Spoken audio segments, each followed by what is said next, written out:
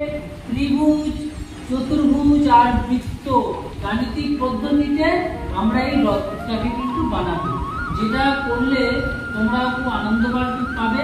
পাশাপাশি ত্রিভুজ, চতুর্ভুজ এবং বৃত্তর সাথে তোমরা পরিচিত হবে।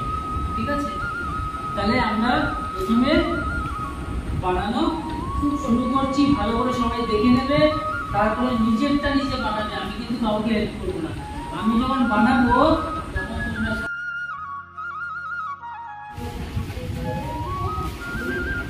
এই মার্বেল পেপার থেকে একটি ত্রিভুজ আকৃতির কাগজ কেটে নিলাম। এটা কিসের আকৃতি?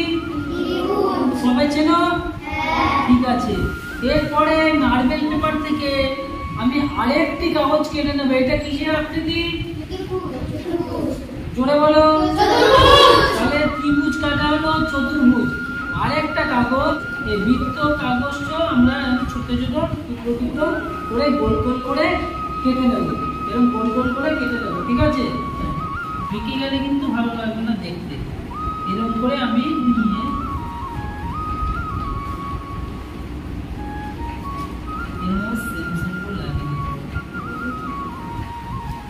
ঠিক আছে, বুঝতে পেরেছো?